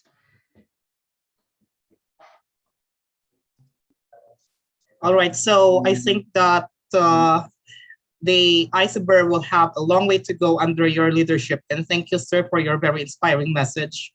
And we are receiving very positive feedback here in our comment section. So do you have any question po? Kindly comment your question on the comment box. So I think we have a question here. We're just waiting them to type their question. So I'll read the question, sir. We have a question here from Sir Noel Benavides. And his question is, can extension project and action research be done simultaneously? Yes, Sir Noel, it's a very good question. The PAR itself is already an RDE project. It's already a research project and an action research project. It is also an extension project. So ibig sabihin, nandito na po lahat. Okay? So nandyan na lahat yung mga dapat yung gawin. Kumbaga, malaki siya na programa. At kung mayroon kang research later on na, kasi it's a component eh. It's a project, it has different studies. Under a project, may mga maliliit siya na studies na per component na pwede nyo pang i-carry out. Okay? Basta nandoon talaga yung impact at outcome ng research. We have Sir Ronnie Balyados here. Sir Sid? Sir Sid, yes, we have Ronnie another question from Sir Mark Piche. And I think he's requesting the technical team for assistance. He is raising his hand, sabi niya. So, technical team, kindly assist Sir Mark Piche po. Okay, sir. Hello. Good morning. Good morning, sir.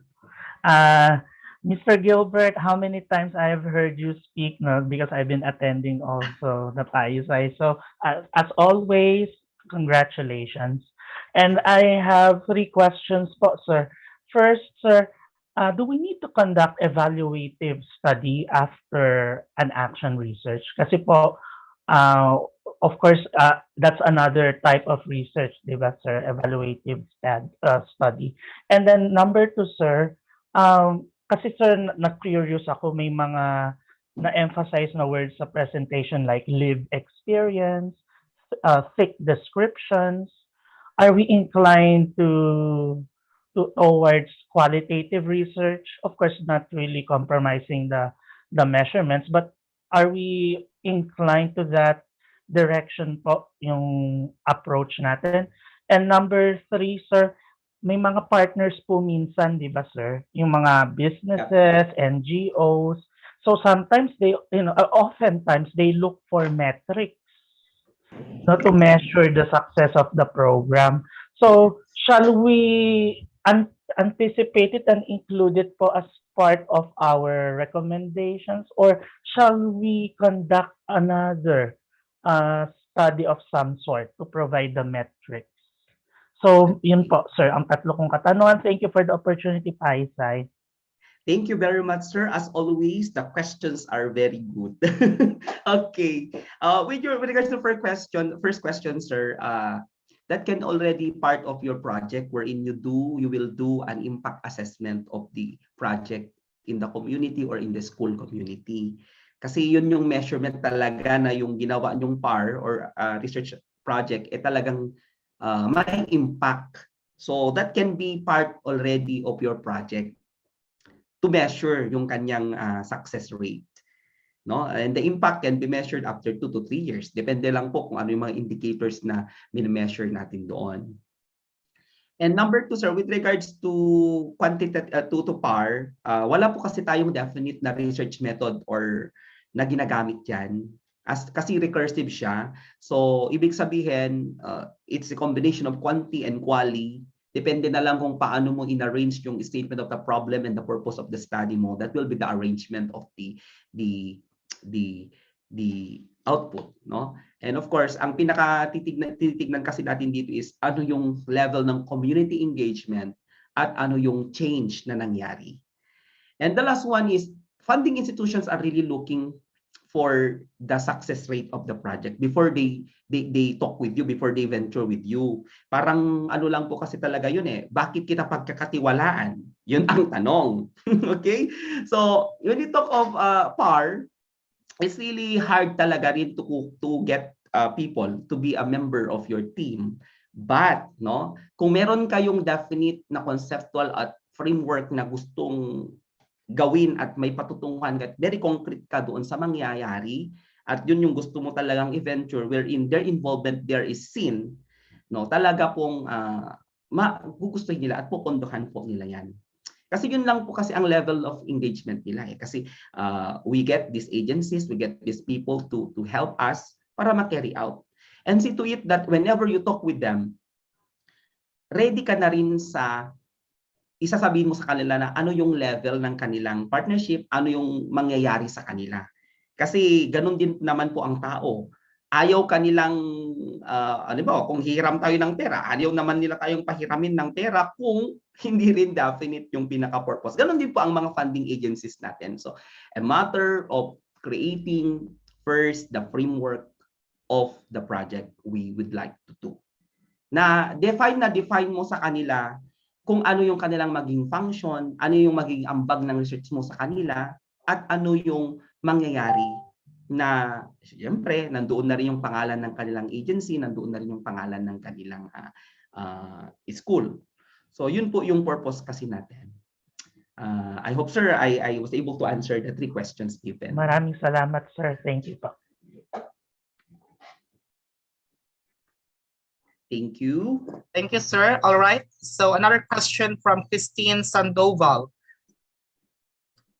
Here's the question. It happened that we are on pandemic. What is your suggestion for researchers to do community works? Okay, that has been the problem. You know, we have externally funded projects and they are really community in nature, no, community based. Funding agencies po do not really like the idea na hindi namin nagawa kasi pandemic.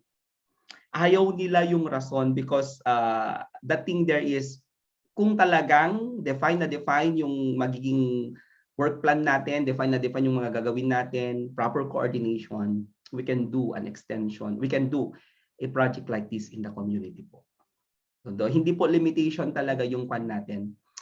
Unless, no, meron naman pong mga tools na pwede natin gamitin, we have online tools, may Zoom Messenger, Zoom, kung ano pa man yung pwede natin gamitin as long as reliable siya to get information, to convene the member, to get the group. That's also being encouraged po. Thank you, Ma'am Christine. All right, so I think we are down to our last question. So we have a question here from Sir Ronnie Baliado. His question is, how can we start a PAR on reading project for elementary pupils? Wow, napakagandang idea po ito, sir, no? Sir Ronnie.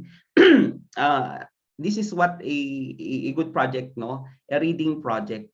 Meron din silang project read. Hindi ko alam kung meron kayong ganun na activity na sa mga schools ninyo. Reading project, you try to identify first kung sino talaga yung mga tao na mai-involve dyan.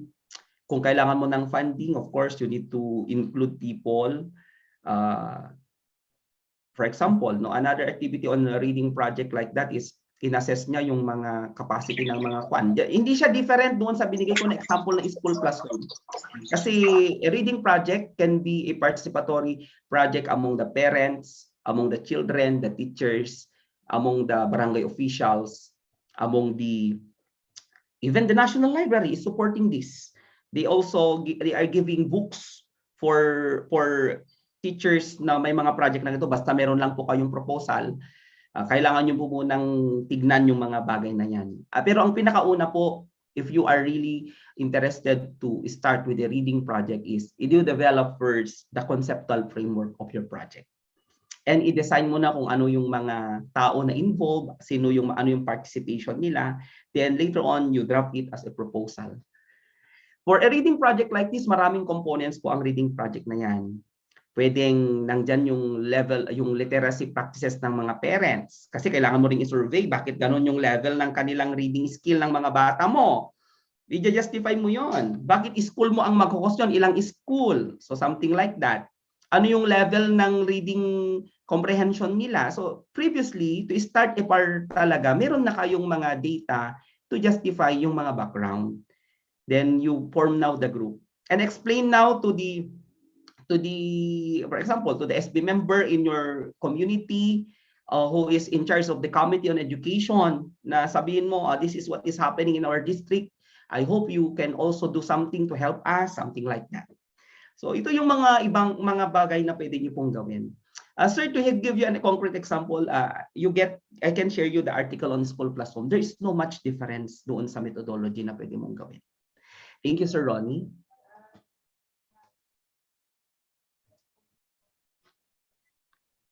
All right, thank you so much once again, Dr. Magulod. You are truly inspiring. So at this juncture, we will be giving the certificate of recognition to Dr. Gilbert Magulod Jr.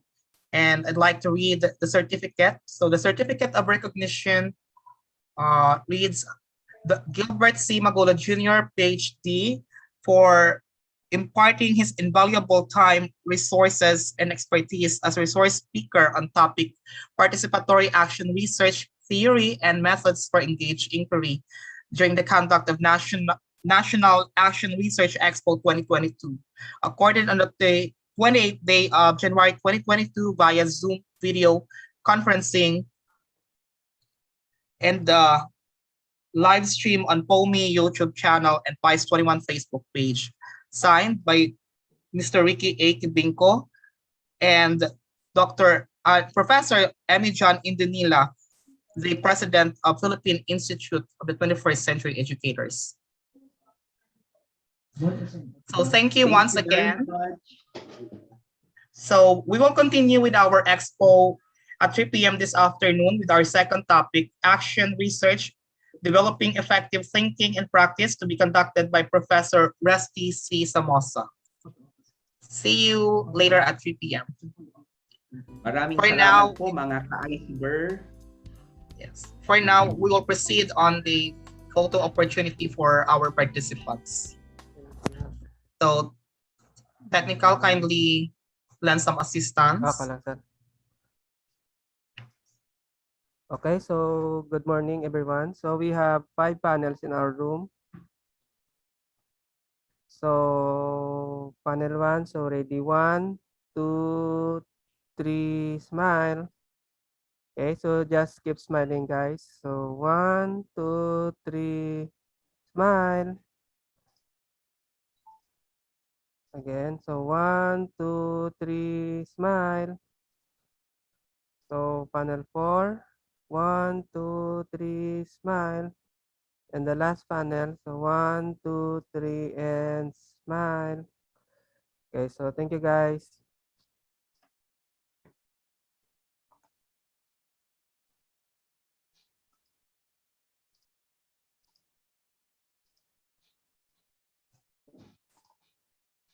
All right, thank you so much to our participants. See you later this afternoon.